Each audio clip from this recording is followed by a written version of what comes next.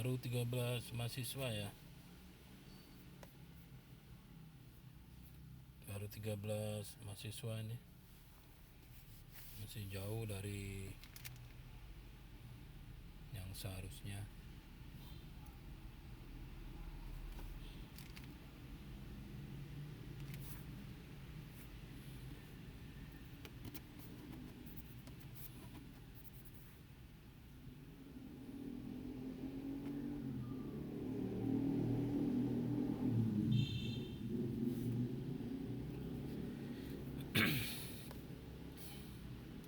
Oke, kita mulai saja. Sudah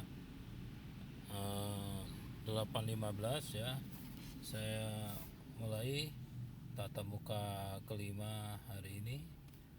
Bismillahirrahmanirrahim. Assalamualaikum warahmatullahi wabarakatuh.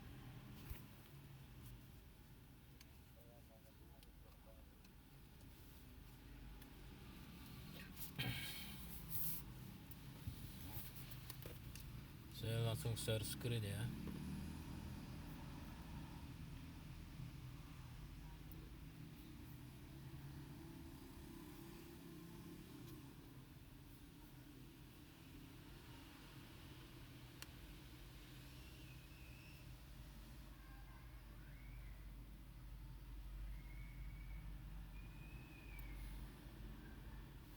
Apakah sudah terlihat teman-teman?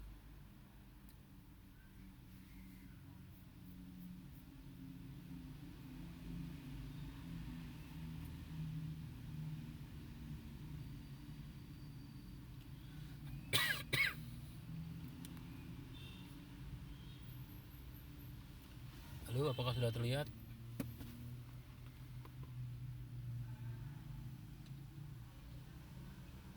Oke, sudah ya. Jadi tatap muka kelima hari ini pokok bahasanya adalah laporan pengujian ilmiah untuk menguji subsistem ya, subsistem elektronik. Jadi ini adalah bagian akhir dari seri sebelum UTS ya. Jadi bagaimana cara menguji ya. Jadi isinya kalau Anda perhatikan dari tatap muka 1 sampai tatap muka 5 itu intinya adalah diulang-ulang bagaimana cara menguji sebuah subsistem atau sistem ya. Sebab ini nanti akan digunakan pada saat Anda lulus ya, atau sebelum lulus dalam mengerjakan tugas akhir. Di tugas akhir Anda itu nanti isinya ya menguji ya, menguji subsistem, menguji subsistem. Kalau subsistemnya itu ada 9 ya, 9 kali Anda melakukan pengujian subsistem. Nah setelah itu Anda harus menguji sistem secara keseluruhan. Jadi pokok bahasan hari ini adalah membahas definisi laporan pengujian ilmiah subsistem elektronik, tujuan pengujian ilmiah subsistem elektronik, format laporan pengujian ilmiah subsistem elektronik, dan bagaimana laporannya ya, laporan pengujiannya seperti apa. Ini kita akan bahas ya. Ya di tatap muka sebelumnya juga ini sudah dibahas ya. Jadi rasionalnya sekali lagi, kegiatan pengujian ilmiah untuk menguji suatu subsistem atau sistem elektronik ini perlu didokumentasikan karena tanpa adanya dokumen itu nanti hasil langkah atau hasil kerja Anda dalam mengukur subsistem atau mendapatkan data-data yang akan dijadikan informasi atau dijadikan kesimpulan ilmiah ini bisa hilang begitu saja. Jadi perlu didokumentasikan. Jadi adanya laporan. Jadi nanti semua proses kan tidak mungkin ya Anda proses mendapatkan data pengujian atau pengukuran suatu subsistem itu Anda videokan kan. Itu bisa beberapa jam kerja ya. Sehingga daripada memvideokan suatu proses pengujian subsistem atau sistem dalam durasi yang lama, ini lebih efisien dan efektif jika hasil pengujiannya itu didokumentasikan dalam bentuk paparan ya, paparan kalimat, gambar, tabel dan sebagainya. Yang kedua, mahasiswa nanti kalau lulus itu kan bekerja di industri rekayasa ya. Apapun itu industrinya, itu kalau Anda mendapatkan tugas untuk melaporkan ya kinerja atau melaporkan pengukuran subsistem yang telah atau sistem yang telah diinstalasi di suatu lapangan atau suatu tempat, ini Anda perlu mempunyai pengetahuan dan keterampilan. Pengetahuan itu otak ya, di otak tidak bisa dilihat, kalau otaknya dibuka pun juga tidak terlihat. Dan keterampilan, nah keterampilan ini adalah kemampuan otak dalam menggerakkan otot-otot motorik ya, tangan, kaki dan sebagainya. Untuk apa? Untuk melakukan pengujian. Pengujian ini supaya hasilnya dapat dipercaya, itu namanya harus ilmiah. Jadi pengujiannya ilmiah. Dan setelah melakukan pengujian ilmiah, ini datanya dijadikan dalam bentuk laporan pengujian. Pengujian apa atau menguji apa ya? Subsistem ya, atau sistem elektronik. Ini dipakai pada saat nanti Anda mendesain dan merealisasikan ya laporan tugas akhir, atau pada saat Anda nanti sudah bekerja di industri ya. Jika tidak kerja di industri pun juga Anda harus membuat laporan ya. Laporan kinerja palang pintu kereta otomatis di perlintasan sebidang misalnya di daerah Kutoarjo. Jadi perusahaan Anda yang memasang, terus Anda suruh menguji. Hasil pengujian 14 kali kereta api lewat pada hari yang sama. Ini sistemnya hanya mendeteksi hanya 12. Dua sisanya tidak terdeteksi. Ternyata setelah diselidiki, itu ada salah satu sensor yang tidak mendapatkan perlakuan ya. Perlakuan yang seharusnya makan 3 kali sehari, ini cuman sekali, itu pun nasi bungkus, sehingga dia tidak bekerja maksimal. Jadi kita masuk ke pengujian subsistem. Jadi definisi pengujian subsistem ini, Anda tahu subsistem ya? Subsistem ini adalah komponen dari sistem. Jadi sistem itu terdiri dari beberapa subsistem, gitu ya. Kalau manusia didekati dalam konteks sistem, maka setiap organ, jadi misalnya mulut ya, mulut itu sistem ya. Mulut itu kok dicabut nggak bisa ya, mulut itu terhubung macam-macam. Misalnya mata, nah mata itu subsistem. Nah, bagaimana menguji mata? Gitu ya. Menguji mata. Jadi pengujian subsistem, kalau dalam elektronik misalnya kemarin transformator step down atau LED ya. Kalau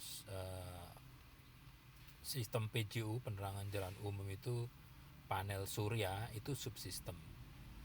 Kalau baterai lithium ferrofosfat ya, LiFe PO4, itu juga subsistem dari lampu PJU.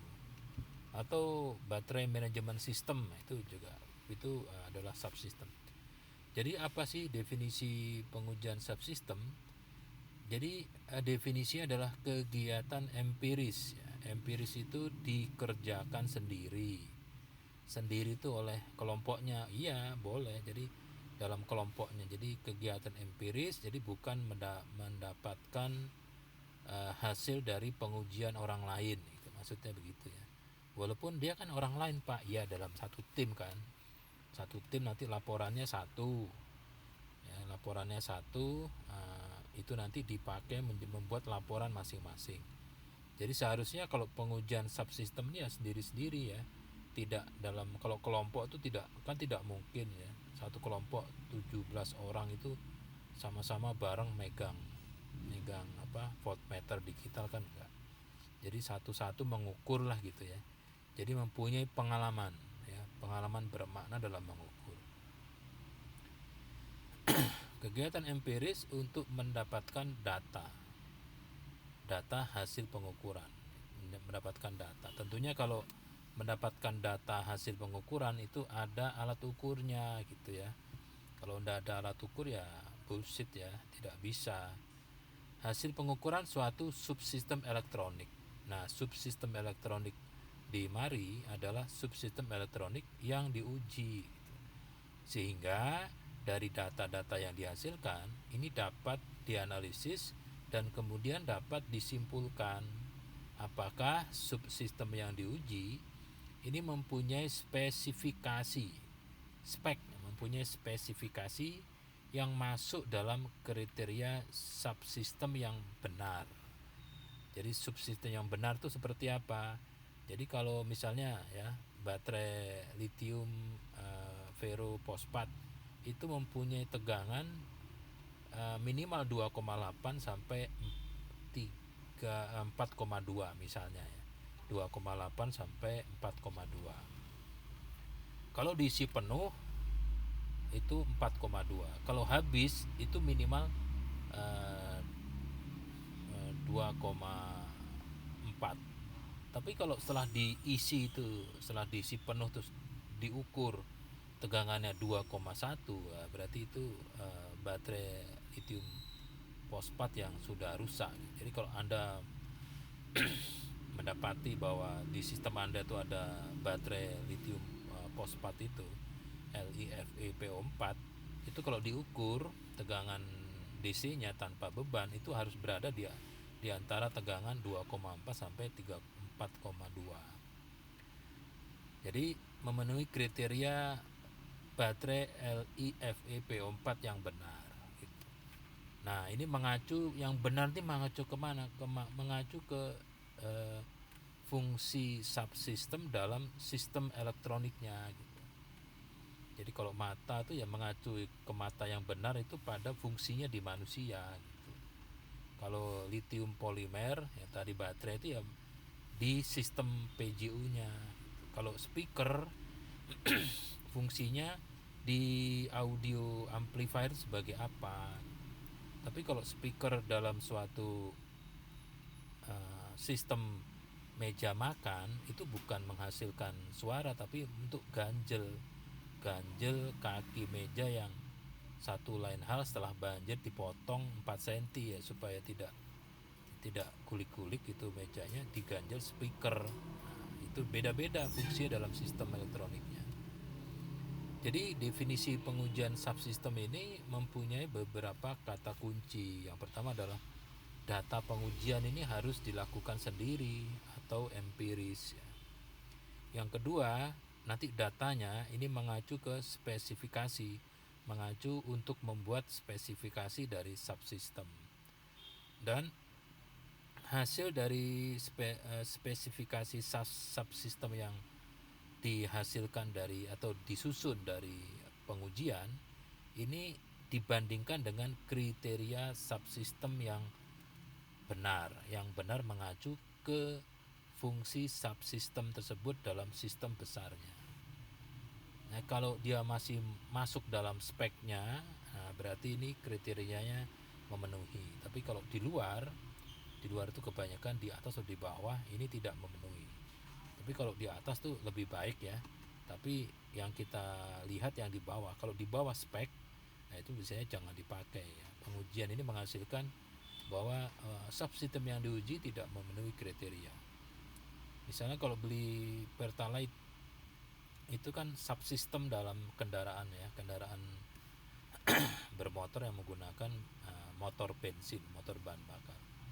Jadi subsistemnya adanya minyak atau bahan bakar.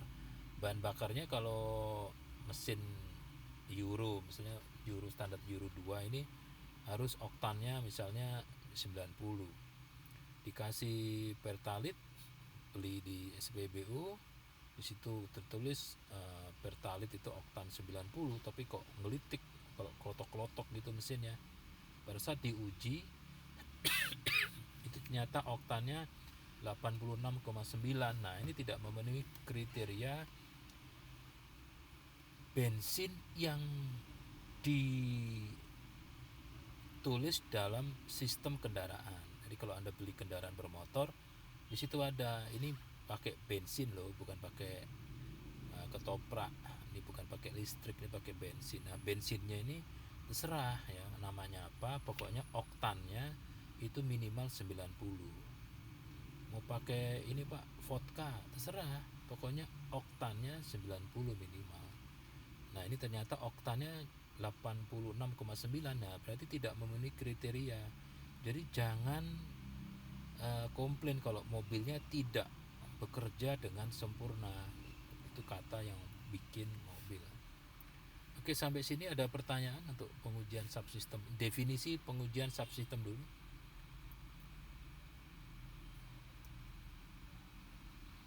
Apakah Anda masih bersama saya?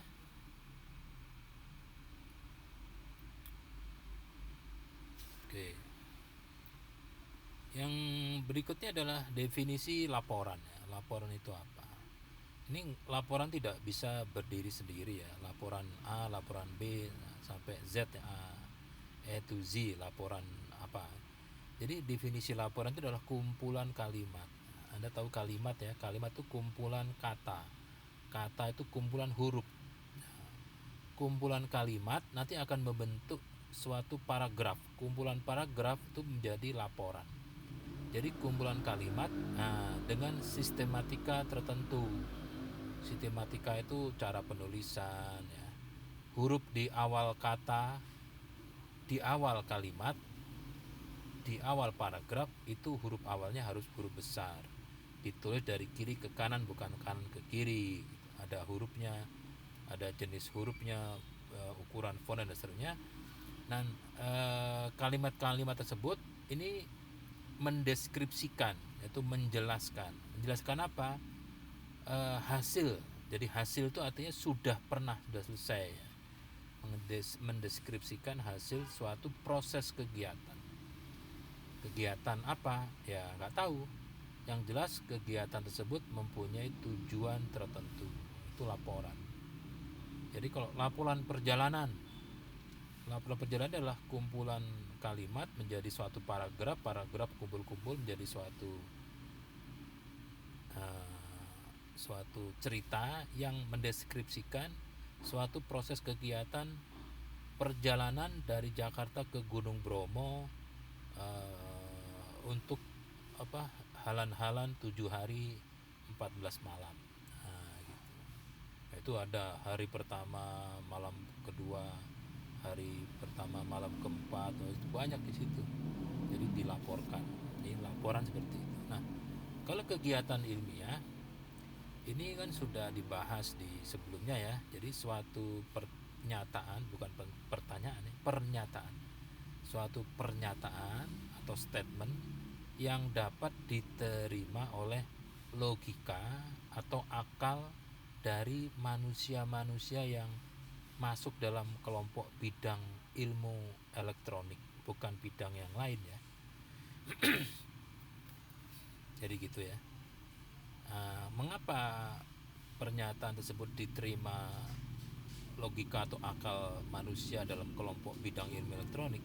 Karena pernyataan tersebut membahas teknik atau cara atau langkah yang urut, yang sistematis, yang tidak bisa diubah-ubah.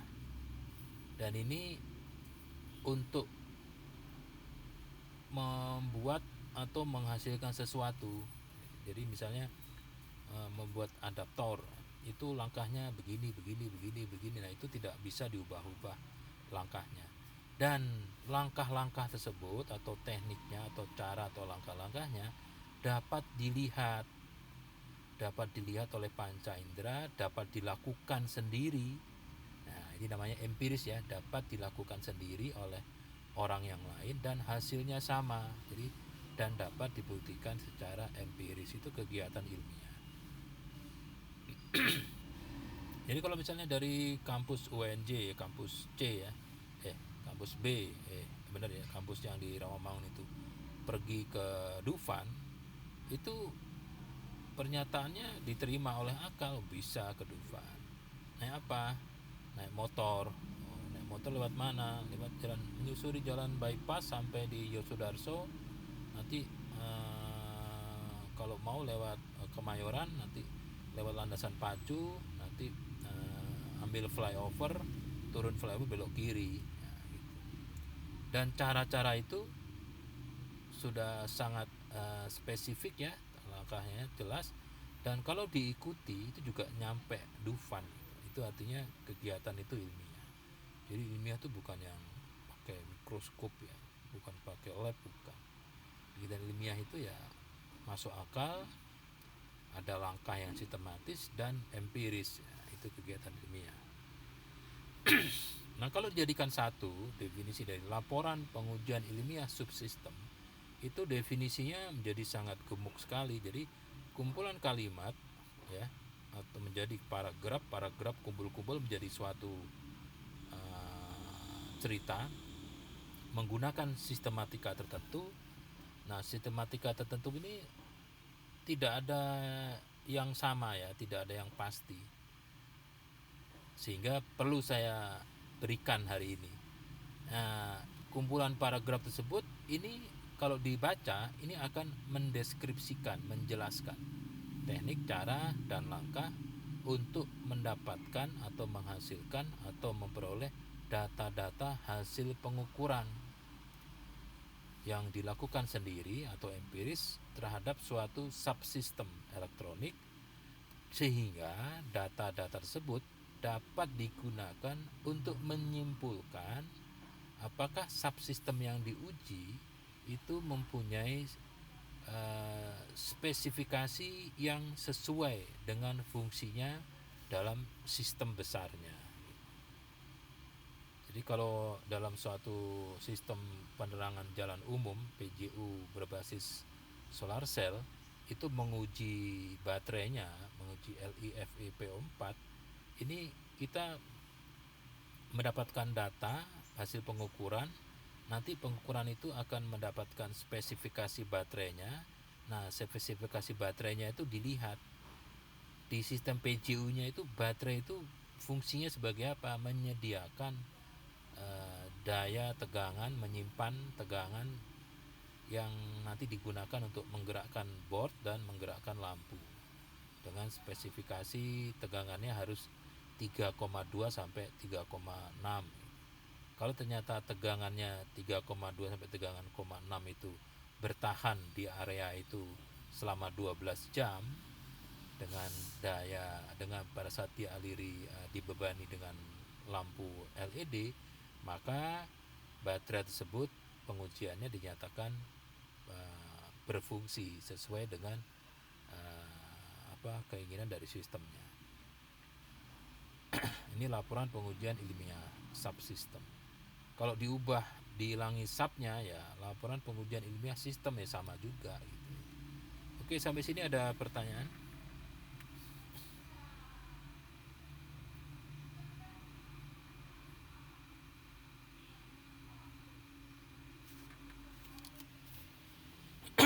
Gimana teman-teman, ada pertanyaan?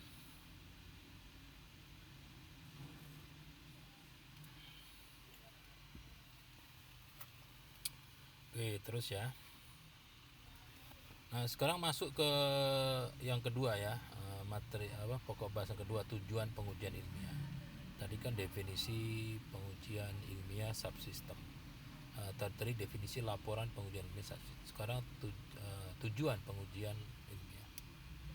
Jadi tujuan pengujian ilmiah ini ya mendapatkan jawaban ilmiah gitu. Mendapatkan jawaban ilmiah. Kan Anda banyak bertanya ya, apakah rantai motor ini benar gitu. Saya beli baru, apakah masih tek tek tek tek gitu. Kalau punya kendaraan misalnya Satria Fu atau GTR atau CB atau CBR itu suka rantainya bunyi gitu, beli rantai yang baru. Nah ini kalau beli rantai yang baru dipasang, apakah hilang bunyinya? Ini kalau misalnya trafo ini yang rusak, ini saya pasang yang baru, apa benar gitu? Ini kalau PJO ini kok katanya bisa nyala 12 jam dari jam 6 sore sampai jam 6 pagi, tapi kok sampai jam 12 malam udah nggak ada lampunya. Ini kalau diganti baterainya kira-kira apa bisa gitu. Kan banyak pertanyaan tuh. Ini kalau matanya di transplantasi dari mata monyet yang strukturnya sama, apakah bisa gitu. Itu banyak pertanyaan. Nah, pengujian ilmiah subsistem itu menjawab pertanyaan-pertanyaan tersebut. Jadi mendapatkan jawaban ilmiah apakah subsistem yang diuji mempunyai spesifikasi yang memenuhi kriteria suatu subsistem dapat bekerja sesuai dengan fungsinya di dalam suatu sistem gitu. Jadi kalau Anda mau mengganti suatu subsistem dalam suatu sistem yang rusak, Anda jangan langsung beli di pasar ya, dicomot gitu. Anda harus lihat dulu spesifikasi yang rusak itu dalam suatu sistem besar itu seperti apa. Oh, tegangannya harus sekian, harusnya sekian sekian sekian. Jadi Anda cari part yang tipenya berbeda tapi speknya sama gitu. Dipasang nanti plug and play, bukan plug and pray. Jadi kalau misalnya ban suatu kendaraan bermotor itu tiba-tiba tidak berada di tempatnya, itu yang ya harus tanya sama sistemnya. Ini ban belakang ini ukurannya berapa? Ukurannya pelek 16 misalnya. Lebarnya 90, ini 120. Oh, seperti itu ya, tekanannya harus 32. Jadi tidak perlu mengganti dengan ban yang di sebelah motor Anda itu yang nggak ada orangnya, tapi Anda cari ban dan pelek yang sesuai dengan speknya yang dalam sistemnya itu. Jadi kalau mengganti panel surya yang tiba-tiba hilang setelah hujan hari Senin kemarin ya, itu ya dilihat dalam bloknya itu, blok sistem PJO-nya ini. Panel surya ini mempunyai spesifikasi 6 volt, tegangan nominalnya itu panel surya 6 volt 30 watt. Jadi tegangan maksimumnya 7,2, tegangan pada saat dibuka tanpa beban itu 7,2, harusnya pada saat short itu misalnya 5 ampere. Ya cari cari panel surya yang speknya seperti itu, lebih tinggi lebih besar wattnya nggak apa-apa, asal tegangannya di 7,2 tidak boleh melebihi. Ya, kalau melebihi ya nanti takutnya baterai manajemen sistemnya berubah bentuk. Jadi itu ya, mendapatkan jawaban ilmiah apakah subsistem yang diuji telah mempunyai spesifikasi yang memenuhi kriteria subsistem yang bekerja sesuai dengan fungsi dalam suatu subsistem, satu sistem. Jadi kalau misalnya manusia livernya itu rusak karena satu lain hal, atau ginjal ya gara-gara minum paracetamol cair terus ginjalnya rusak, itu dia tanya ke manusianya itu, ginjal ente itu di ente fungsinya apa? Ya fungsinya membersihkan patogen racun-racun dalam darah, terus darah yang bersih itu disalurkan ke jantung untuk dipompa. Oh, fungsinya itu aja. Oh iya, berarti bisa dong pakai alat saya. Alatnya bagaimana? Loh, alat ini kalau diuji bisa mengambil darah yang pada saat dites itu darah dari seluruh tubuh. Nanti sama alat saya ini akan akan difilter, nanti hasil filternya yang lewat sudah darah bersih dipompa keluar, yang sisa pembuangannya dikeluarkan. Oh ya bisa, tinggal tancepin aja gitu. Emang apa? Ternyata dia pakai sistem ya berbasis DigiSpark ya.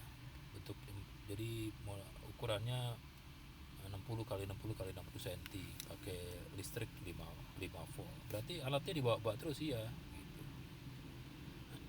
Tapi kalau menggunakan livernya manusia, ginjalnya manusia, ya cari ini orangnya golongan darah apa, golongan darah O resus negatif. Nah, jadi harus dicari ginjal manusia yang golongan darahnya sama. Itu pun tidak bisa dipasang ya, plug and play ya. Tubuh manusia itu beda ya.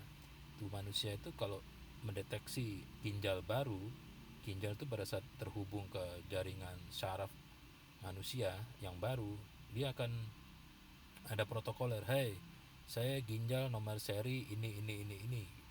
Kata manusianya, loh ini nomor serinya beda ya. Iya, bukan punya kita ya. Nggak mau, dia nggak mau pakai gitu, karena tidak ada otorisasi dari yang maha kuasa gitu. Nah, sehingga itu mesti dimatikan, itu fungsi apa namanya, handshaking itu, fungsi handshaking, komunikasi I/O itu dimatikan dengan cara ada obat yang mematikan itu. Nah, setelah obat itu diberikan, itu handshaking atau pertanyaan Anda apakah ada serial number ini, itu tidak ditanya, langsung dipakai gitu aja. Tapi karena speknya sama ya berfungsi ya. Itu seperti Pak Dahlan Iskan itu liver bukan dari orang Indonesia, jadi setiap berapa bulan sekali dia harus, katanya gitu ya, harus menyuntikkan cairan sehingga handshaking itu tidak diperlukan. Seperti halnya kalau Anda mengganti spare part handphone ya, handphone yang tertentu, merek tertentu, itu kalau kameranya diganti dengan spek yang sama, itu kalau dinyalakan kamera tidak akan terdeteksi gitu. Kenapa? Karena mainboard handphonenya itu bisa mendapatkan nomor seri kameranya. Jadi nomor kamera itu kalau terhubung dengan mainboard, itu kamera akan mengeluarkan data nomor seri. Nah, nomor serinya apakah sama dengan yang di mainboard? Beda. Kalau beda, otorisasinya tidak ada ya, tidak terdeteksi, sehingga harus di reset, sehingga harus menghubungi pihak manufakturnya, kode untuk mengganti nomor seri kamera berapa, harus sekian ratus ribu dulu. Nanti dari jauh dari internet itu dimasukkan kode-kode, sehingga email ini yang punya handphone ini ada aplikasinya atau dihubungkan ke kabel, nanti masuk ke BIOS itu ada tabel periferal I/O, nomor serinya diganti dengan nomor seri yang baru, setelah itu restart, hidup lagi. Itu tujuan pengujian ilmiah ya, jadi untuk menjawab pertanyaan ya. Berarti ada pertanyaan ya, pasti ada, hidup kan banyak pertanyaan. Nah, sekarang kita masuk format laporannya. Format laporannya ada 3 bagian. Format pengujian ilmiah subsistem itu ada 3 bagian. Bagian pertama disebut bagian awal. Bagian awal itu ada identitas penguji. Pengujinya siapa saja, afiliasinya. Jadi pengujinya, nah kalau pasti kan manusia ya. Manusia itu pasti punya nama ya. Kalau nama itu bisa saja sama namanya. Yang berikutnya supaya namanya, kalau namanya sama, itu pakai nomor registrasi mahasiswa. Kalau manusia di bumi di Indonesia, nama itu diikuti dengan nomor induk kependudukan, NIK ya. Kalau NIK nggak mungkin sama. Kalau sama berarti ada yang dipecat, itu dari kelurahan, dukcapil. Yang kedua adalah identitas labnya. Ini yang nguji siapa, di mana, itu namanya tempatnya ya.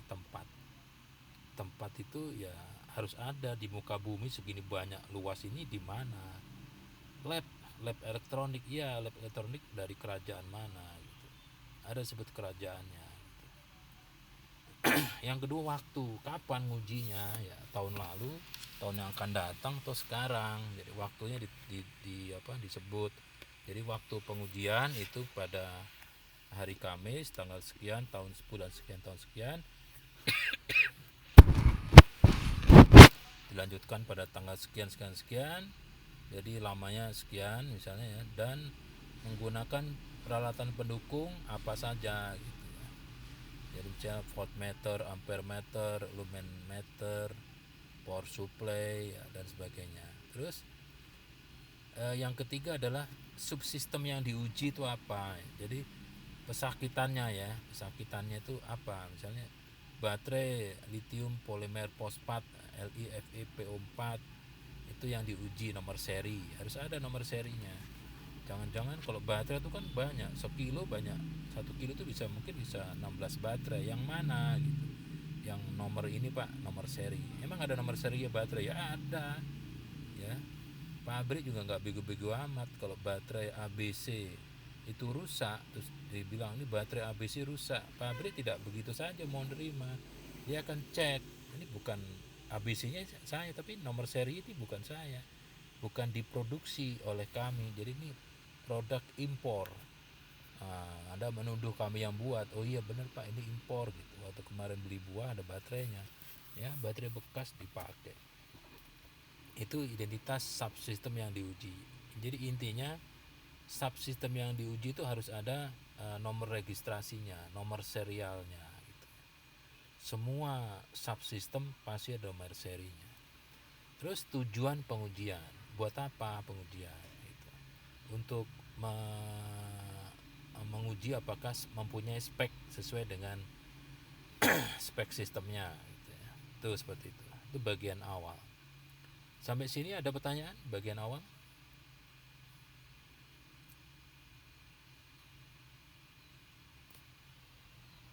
Apakah Anda masih bersama saya?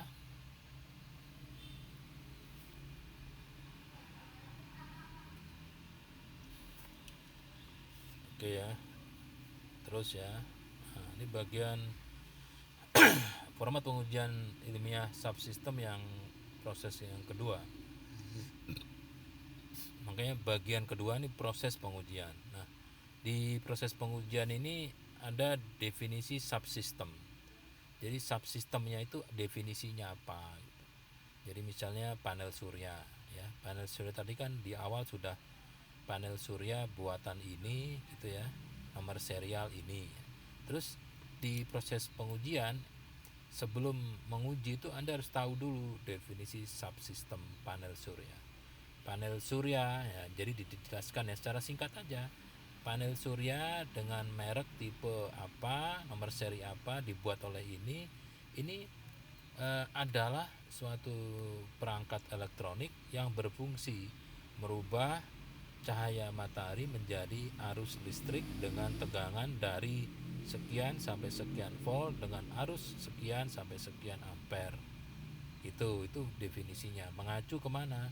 Ada lembar referensinya, mengacu ke lembar datasheet atau application notes ya, yang mengeluarkan adalah pembuat panel surya. Kalau tidak ya secara umum Anda tarik teori. Jadi kalau teorinya bilang panel surya itu kalau dikasih cahaya matahari mengeluarkan tegangan DC dengan nilai tertentu, itu nanti digunakan ya, ini definisi dipakai untuk menguji ya. Nah, dari definisi itu dibuat kriteria panel surya atau subsistem panel surya itu dinyatakan berfungsi kalau apa? Ya kalau dikasih cahaya matahari ya, cahaya matahari akan menghasilkan tegangan rentang sekian sampai sekian volt dengan arus sekian sampai sekian ampere. Itu. Jadi dari situ kan bisa terlihat ya, inputnya cahaya matahari, keluarannya tegangan dan arus, sehingga di nomor 3 itu ada daftar instrumen dan peralatan pendukung untuk menguji panel surya. Jadi daftar instrumen yang digunakan itu adalah voltmeter digital, ampere meter digital, dan peralatan pendukung adalah matahari. Nah, sialan itu, cilaka kalau Anda memerlukan cahaya matahari. Anda tidak bisa nyuruh matahari kan, si matahari berhenti di situ, nggak bisa. Emang siapa lu, kata dia. Jadi peralatan pendukung matahari ini membuat nanti waktu pengujiannya harus berada di outdoor, ya gitu. Jadi nanti daftar instrumen yang digunakan dan peralatan pendukung yang digunakan ini harus dijelaskan dalam skenario, ya, dalam suatu skenario, bukan skenario macam-macam ya, ini skenario pengujian. Jadi susunan peralatan itu bagaimana saat dipakai dalam proses pengujian. Oh ini Pak, ini panel surya di tengah, sebelah kiri masukkan cahaya matahari, hadapkan panel surya ke arah cahaya matahari pada siang hari bolong jam 11 sampai jam 14. Terus tegangan voltmeter digitalnya dihubungkan ke kaki keluaran, ukur. Nah, diukur. Itu langkahnya. Hasil pengukurannya ada tabelnya nih Pak. Nah, itu ada tabel. Nah, setelah tegangannya diukur, itu tegangan tanpa beban ya. Setelah itu ampere meter dihubungkan dengan panel surya, terus panel surya outputnya disortkan. Nah, di situ berapa ampere, berapa arusnya ditaruh di tabel. Nah, itu proses pengujian ya. Terus dari tabel pengujian, yang tabel pengujian itu berisi data-data pengukuran, itu nanti di proses ketiga itu ada proses interpretasi, menginterpretasikan data atau menyimpulkan. Jadi tabel data yang di tabel-tabel tadi dianalisis ya, apakah mempunyai, apakah rentang data-datanya itu masih dalam spek ya, masih dalam spek yang didefinisikan. Kok nggak ada spesifikasi ya sini?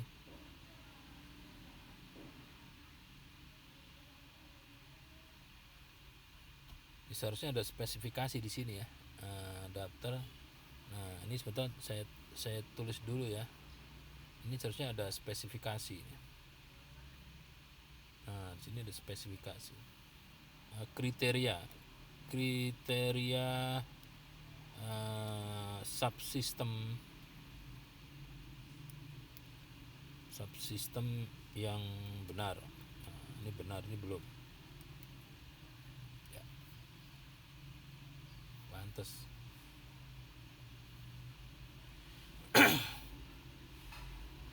Ini sudah ada nih, aduh error aja nih. Oke, ini saya hapus lagi.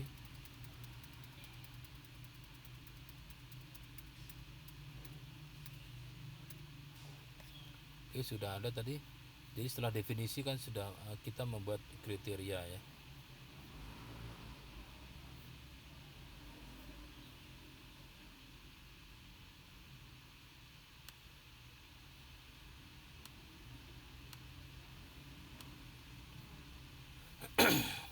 Oke, setelah mendapatkan data-data hasil pengukuran, ini dibuat speknya ya, spek subsistem hasil pengukuran. Nah, spesifikasi subsistem hasil pengukuran ini dibandingkan dengan spesifikasi dari yang seharusnya gitu. Nanti akan terlihat ya, di simpulan itu akan terlihat apakah spesifikasi subsistem hasil pengukuran itu masuk dalam spesifikasi subsistem yang benar mengacu ke sistem. Kalau masuk ya berarti hasil pengujian di kesimpulannya subsistem yang diuji mempunyai spesifikasi sesuai dengan yang diharuskan. Setelah jangan lupa daftar pustakanya ditulis Anda menggunakan apa. Misalnya datasheet dari panel surya ditulis. Kalau Anda melaporkan ini menggunakan PowerPoint yang dibuat PowerPoint di tatap muka kelima, ditulis saja tidak apa-apa. Jadi nanti dalam format laporan ya, Anda akan yang pertama bagian awal itu nama-nama penguji disebut, nama, nomor registrasi. Terus nama lab yang digunakan lab apa. Terus 3, waktu pelaksanaan proses pengujian, tanggal dan waktu. Yang keempat, tipe, merek, model atau gambar ya, dan juga serial number dari subsistem yang akan diuji, itu ditulis ya. Terus yang kelima, tuliskan tujuan pengujian subsistemnya apa. Ini harus spesifik ya. Terus di bagian proses pengujian nomor 1, jelaskan atau deskripsikan subsistem yang diuji ini seperti apa, definisinya, cara kerja, kok bisa menghasilkan, berfungsi seperti apa, spek yang mengacu ke sumber referensi atau datasheet atau application note atau mengacu ke dokumen yang dimiliki subsistem itu seperti apa. Yang kedua, deskripsikan posisi subsistem yang diuji ini dalam sistem besarnya itu sebagai apa dia. Kalau dalam suatu meja makan itu speaker berfungsi sebagai ganjel kaki keempat itu.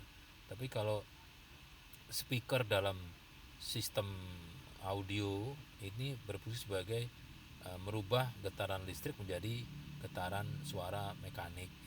Kalau dalam PJU, penerangan jalan umum berbasis solar cell, panel surya ini berfungsi untuk merubah cahaya matahari menjadi daya listrik gitu.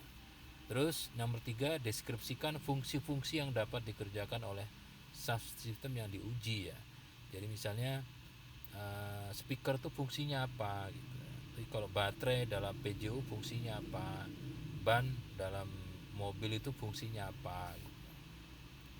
Terus dan seterusnya nomor 4, susun kriteria subsistem yang diuji itu supaya bisa disebut benar tuh harus punya apa saja, harus bisa fungsinya apa saja gitu.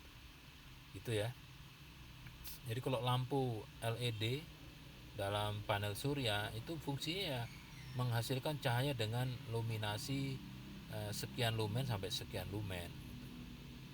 Tapi kalau ban ya dapat membuat kendaraan ini menjadi stabil. Terus kalau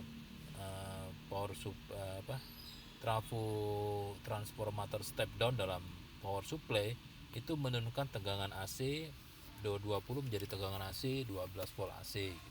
Tergantung ya, supaya kriteria disebut benar itu seperti apa. Terus yang nomor 5, tuliskan daftar instrumen dan peralatan pendukung yang elektronik ya yang mutlak diperlukan dalam proses pengukuran ilmiah. Apa saja gitu. Nah, nomor 6, ini skenario pengujian, gambarkan susunan instrumen dan peralatan pendukungnya saat digunakan untuk mengambil data subsistem. Tuliskan langkah-langkah sistematis untuk mendapatkan data-data hasil pengukuran. Langkahnya 1, siapkan misalnya siapkan peralatan seperti gambar di atas. Kedua, dikasih apa. Ketiga, ukur apa dan seterusnya ya. Terus yang ketiga, buat tabel data-data hasil pengukuran. Nomor 2 itu tuliskan langkah-langkah untuk mendapatkan data kan, hasilnya data. Nah, datanya harus dimasukkan dalam tabel. Bagian interpretasi. Nah, dari data-data tersebut Anda tuliskan spesifikasi subsistem yang diukur. Terus setelah itu bandingkan spesifikasi dari hasil subsistem hasil pengukuran dengan spesifikasi subsistem yang dari teori. Apakah ada perbedaan gitu ya. Kalau dianalisis ya nomor 3. Kalau lebih kecil ya berarti buruk ya. Kalau di atas atau sama ya baik. Terus kesimpulan ya tuliskan jawaban pernyataan di awal. Apakah subsistem yang dulu telah mempunyai kebenaran ilmiah, mempunyai spesifikasi mengacu ke datasheet. Itu dijawab. Jadi misalnya jawabannya di kesimpulan subsistem yang diuji, subsistem apa ya, dituliskan telah diuji telah mempunyai spesifikasi sesuai dengan spesifikasi yang diwajibkan dimiliki oleh subsistem dalam satu sistem besarnya. Jadi tugas kelompok 1 ya, ini buat minimal 7 kelompok dalam kode seksi, dalam setiap kode seksi yang sama. Jadi misalnya yang jam 8 itu buat 7 kelompok, yang jam 10 juga buat 7 kelompok ya. Anggotanya bebas ya. Nanti Anda sesuaikan saja, mungkin PJ-nya bisa mengakomodir ya. Setelah dibuat kelompok, jadi pastikan kelompoknya jadi dulu ya. Setelah kelompoknya jadi, kumpul pakai Google Meet atau Zoom, terus diskusi dalam kelompok kecilnya itu. Jadi sepakat mencari subsistem yang akan diuji secara ilmiah dalam di lab itu seperti apa. Tentukan dulu. Jadi hanya satu saja ya, jangan yang berat ya. Kalau berat itu nanti jadi tugas akhir ya. Jangan menjadi tugas akhir ini hanya tugas mata kuliah ya, selesai dalam waktu 2 minggu. Jadi tentukan subsistem yang sederhana yang akan diuji. Kalau sudah ditentukan, sepakat, buat pembagian tugas untuk masing-masing anggota kelompok. Saya jadi bagian catering, saya beresin pulsa, saya beresin macam-macam, yang kerja cuma satu ya silakan gitu ya. Nah setelah pembagian tugas, buat timeline. Oke, 2 minggu ini kita kerja, minggu pertama atau 2 hari pertama ini sampai sini ya. Nanti hari ketiga kita kumpul di Google Meet, atau hari keempat kita ke lab ke Pak siapa tuh yang penghuni baru tuh, lupa saya namanya itu. Nah di sana ketemu, di sana yang ngubungi siapa, nanti kita pinjam peralatan sebagainya, minggu kedua begini ya, gitu. Nah setelah waktunya pas ya di lab ini, diuji pengujian empiris ya di lab yang dipilih. Setelah itu sudah datanya sudah komplit, nah nanti Anda buat laporannya ya, buat laporan hasil pengujian subsistem ya. Laporan pengujiannya yang tadi itu ya, bagian 1, 2, 3. Laporan pengujian dibuat dalam bentuk file dengan format PDF ya. Kalau mau pakai doc juga boleh, tulis tangan juga boleh, tapi harus nanti difoto. Setelah difoto dijadikan file PDF. Nah setelah dijadikan file PDF, diupload secara mandiri di akun Google Classroom masing-masing. Tapi jangan lupa ya, di laporan pengujian ilmiah yang diupload oleh masing-masing ini ada kelompoknya juga, disebutkan kelompok berapa, anggota kelompoknya itu. Kalau misalnya kelompok 4, namanya siapa aja Anda. Jadi tugas kelompok 1 nama Anda, bawahnya anggota kelompoknya siapa aja. Jadi walaupun dikerjakan kelompok tapi laporannya masing-masing ya. Nah tugas kelompok ini dikerjakan secara kelompok dengan menggunakan alokasi tatap muka tanggal 29 September dan sampai tanggal 6 Oktober. Jadi dikasih waktu 2 minggu ya. Kalau sekarang kan tanggal 20 nih, berarti nanti pertemuan ke 8 itu UTS ya. Setelah ini kita ada UTS, bukan setelah ini ya, tapi di pertemuan berikutnya ujian tengah semester. Oke, sampai sini ada pertanyaan? Ya, ya.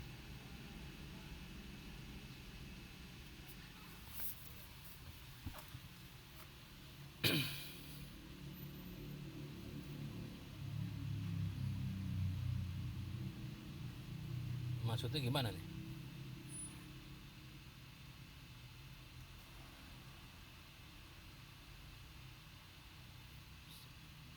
Kode seksi yang Anda sebut itu kode seksi, misalnya kode seksi A ya, itu jumlah mahasiswanya berapa? Jumlah mahasiswa teman Anda berapa?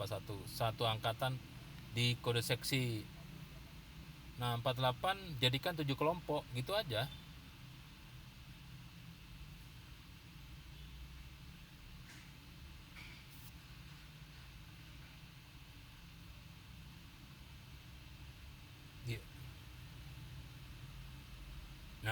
gitu. Iya minimal. Ya sekarang sekarang gini ya, ada statement ini setelah kegiatan olahraga itu bisa ngambil aqua gratis ya, minimal 3 gitu, minimal 3. Ngambil satu dosnya boleh, minimal 3. Nah gimana tuh, pokoknya minimal 3. Jadi kalau minimal 7 ya 8 ya boleh, 10 boleh, 48 ya boleh. Kalau 48 berarti kan tidak kelompok kan, satu-satu. Jadi minimal 7. Sekarang 48 dibagi 7 berapa? 7 kali 7 49 kan? Jadi ada yang 6, ada yang 7. Sekarang gini Pak, ada yang duri nih Pak, ada duri, ada tanaman duri nih Pak. Maksudnya apa? Ini Pak, kalau digabungkan dengan tanaman yang lain, tanamannya sakitan Pak. Jadi yang duri itu gimana Pak? Ya udah yang duri sendirian aja, kelompokin sendiri.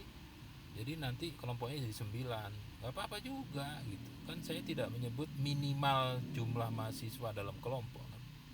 Saya nyebut minimal kelompok. Kalau kalau ada 10 kelompok, misalnya kelompok itu jumlahnya 5, 7, 12, 17, 1, ya boleh-boleh aja gitu. Pokoknya yang kelompok ke-8 isinya 1 orang, kelompok 9 isinya 1 orang, boleh-boleh aja. Malah lebih bagus tuh sendiri nih sebetulnya gitu. Tapi ini kan tidak boleh, Mas Menteri, tidak boleh itu tugas itu dikerjakan sendiri. Sekarang harus dikerjakan rame-rame, karena hidup ini tidak benar sendiri, bekerja itu tidak benar sendiri. Polisi itu loh kerja berdua, tentara kerja satu grup, maling apalagi nggak ada yang maling sendiri, itu nggak ngikuti project base. Jadi mahasiswa harus bekerja secara kelompok. Tapi kalau dalam circumstances atau suatu kondisi yang riweh, satu kelompok isinya 1, fine, is okay, fine aja, boleh Mas, satu kelompok isinya 1 nggak ada masalah. Karena ujung-ujungnya tugas akhir itu nanti dikerjakan berapa orang Mas, coba saya tanya. Anda udah lihat kan, Anda lihat tugas-tugas akhir itu loh. Coba pada saat tugas akhir itu udah pernah lihat mahasiswa D3 pendadaran ujian tugas akhir belum?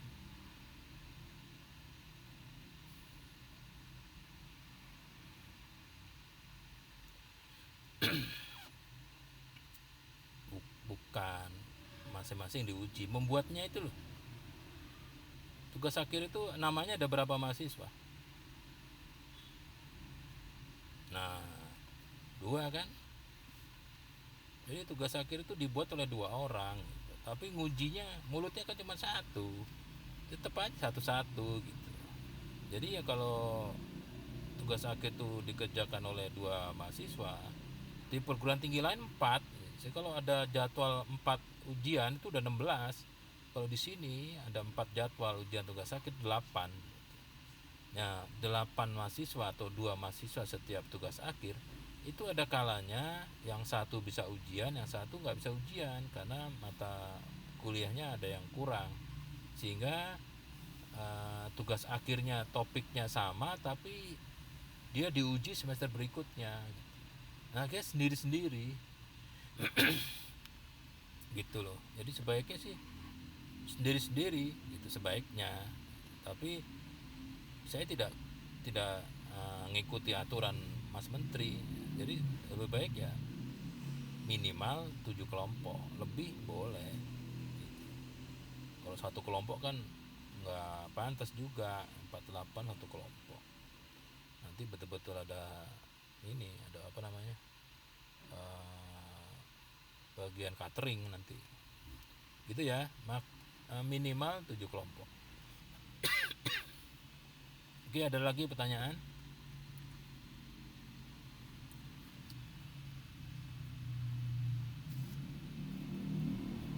Kalau resistor jangan, resistor itu nggak usah kelompok bisa.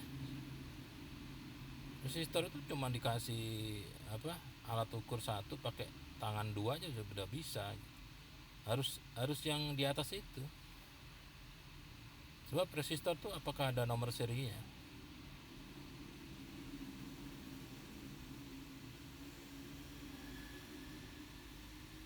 Nah, RFID bisa RFID. RFID apa ini? Enggak, RFID itu RFID apanya? MRC itu apanya? Boardnya atau kartunya atau apanya? Nah, kalau reader berarti nanti harus pakai micro C itu. Saya takutnya kalau yang pakai seperti itu nanti laporannya bisa 60 halaman gitu. Karena nggak perlu, itu jadi tugas akhir nanti. Ini subsistem yang ringan-ringan saja gitu, ringan-ringan saja. Kalau mau misalnya RFID cardnya RFID card bisa RFID card misalnya. Ya tadi saya takutnya kalau harus menggunakan Arduino, nah itu jadi lama. Alat bantunya kan Arduino nanti. Jadi tentukan aja lah ya, tentukan aja subsistemnya gitu, yang jangan komponen pasif RLC gitu, jangan RLC, jangan saklar gitu ya, jangan saklar. Yang mesti ada perlakuan ya, mesti ada perlakuan. Kalau RLC itu kan tidak ada perlakuan, betul-betul pasif, ukurnya pasif gitu. Tapi kalau buzzer itu kan ada perlakuan supaya dia berfungsi. Kalau R kan diukur pakai ini bisa.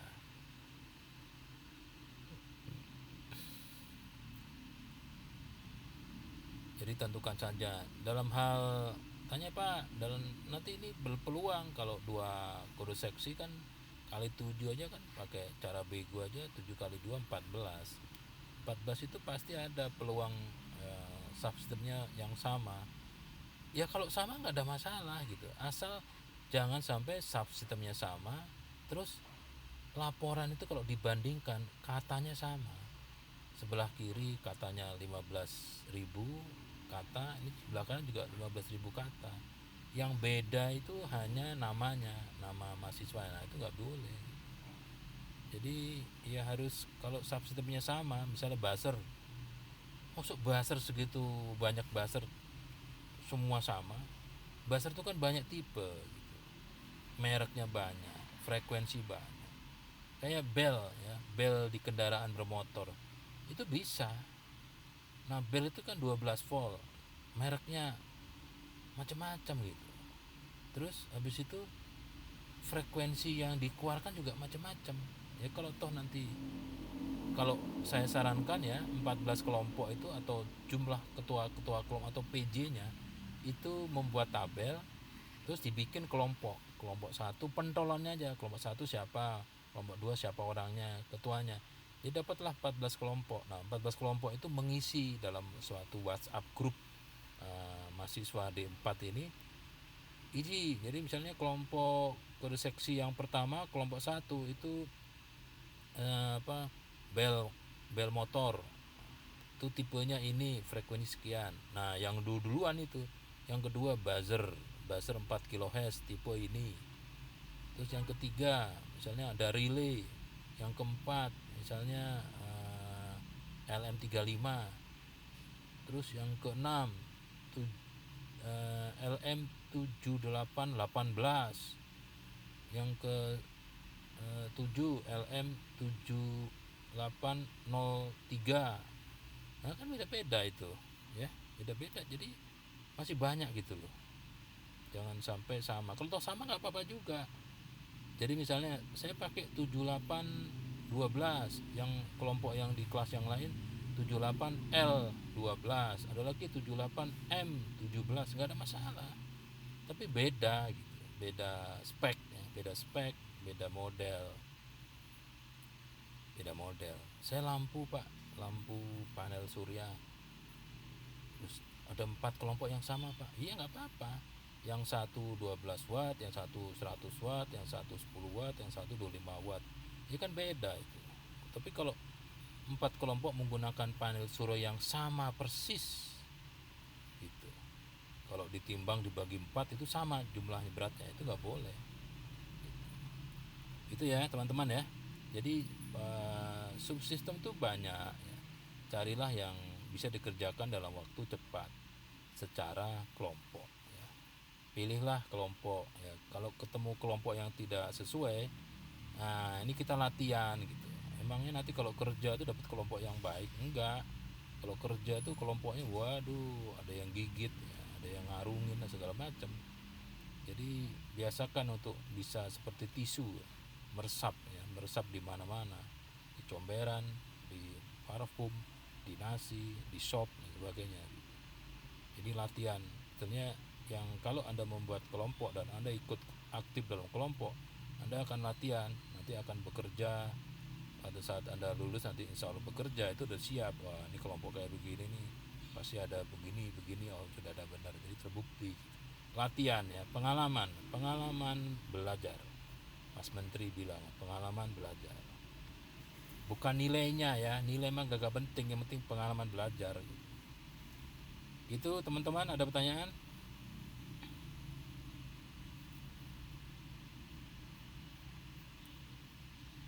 Ini jumlahnya masih 20 ya, untuk 2 kelas agak kurang ya, tapi nanti saya coba buatkan videonya, nanti saya share di masing-masing Google Classroom. Ada pertanyaan?